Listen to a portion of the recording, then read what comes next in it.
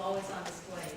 When my mother went back to the Philippines one time, years ago, she asked me what I wanted. I said, I want one of these shields. And she goes, why do you want that? Because it's a tourist thing. And I said, because it's like really Filipino.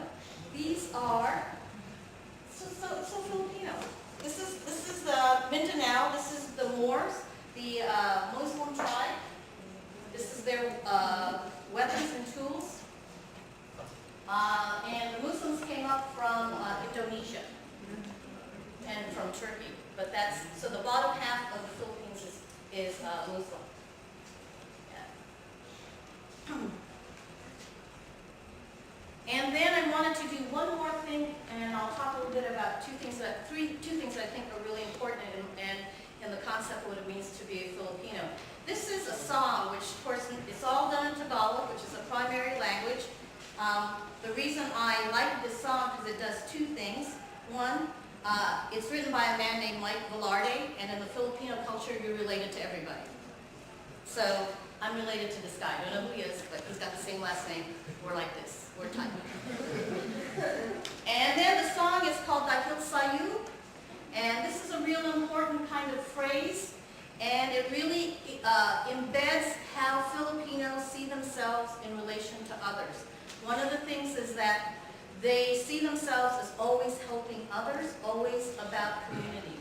So I want to hand this to everybody, just so you can get a feel of this, because I want you to really feel my father and his identity. Most of us can talk about who he is, or I can talk about who he is, but it's not like understanding what he brought and what he has given me, right? So here's this. This is called a barong tagalog. It's my father's dress shirt. This is what he wore, and it's highly embroidered. This one's made out of hemp because it's durable. The Philippines is hot and muddy, and this thing doesn't need to be ironed almost, and it's just it wears well. It's highly embroidered because this is the legend about the barong tagalog. The barong tagalog was worn under the Spanish rule, or created under the Spanish rule. And what it is a shirt that's highly embroidered. The Spaniards were very prejudicial and were into distinguishing race and class, which meant the Filipinos were definitely not Spaniards, and that was a class issue. So there was a law at one point where Filipinos couldn't tuck their shirts in, whereas Spaniards could. So, because they couldn't tuck their shirts in, and because it's always important how power works, so in order to maintain their power, the story goes that they embroidered the shirts. That you can't take away our identity or our dignity or who we are. We're going to start embroidering these shirts like crazy. So this is kind of the legend that comes with that, with the shirt. So he wore this, and I just want to show you the shirt and pass it around. So there are two things I wanted to talk about a bit here, and these are the concept of what it means to come from a collective culture. Okay. And the Filipinos are a collective culture, which means that they see themselves always in relation to others, always see themselves as a community, always feel that they're connected. I went back to the Philippines about 10 years ago, and the word that always preceded me when I was being introduced to friends and family was balakmaya, which means she's come home. Okay? Balakmaya, she's come home.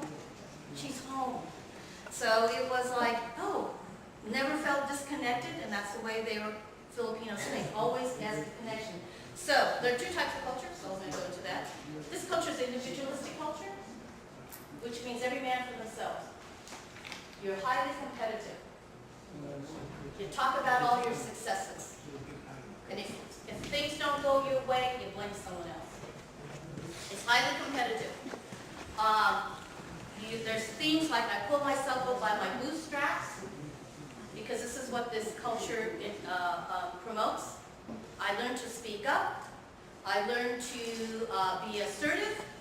I have an opinion about everything, and so this is the way you operate. And it works. Okay, it's It's not that it's bad, but it works. Filipinos are from a collective culture. Again, we see ourselves in relation to others. And not only do we say ourselves are in relationship to others, what we work on is group harmony. So the pressure to be a kid in a Filipino family is that other people can raise you. You have peers, family members that will raise you. It's not just your mom and dad. In an individualistic culture, the people who raise your mom and dad. But you got your aunts, your cousins. You can be disciplined by them. They tell you how to behave. So it's always and to create harmony, right? So when things go bad in a Filipino culture, they tend to talk for hours to see how they can make it work. Hours and hours of talking. It's like, oh my God, this is never going to be done. But this is so that they resolve something. But it's always in terms of trying to dispel the conflict. The other part about being from a collective culture is that when we make decisions, it isn't rapid. In an individual culture, I'm making up right now. We always have to think, what will my significant persons in my life think about the decision I make? Okay? So what happens is, you don't make decisions. You have to go and talk to someone first. Filipinos are always good at doing that. Oh, okay, I'll think about it. And then go find someone to talk to, and then the decision gets made. So I'll have to tell you the story. I was married one time in my life, and I was going to do this group therapy. Right? So I'm telling my husband, I want to do this group therapy, and I want to work under this woman, because she's an art therapist. I want to learn how to be an art therapist by being a member of her group.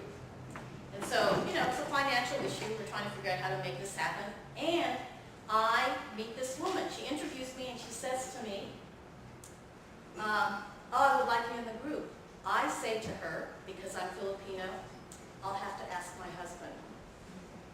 And she looked at me, and she came from the individualistic culture point of view, and said, what, you aren't your own person? You mean he has to know everything you do? Can't you just make up your own mind? You're too codependent.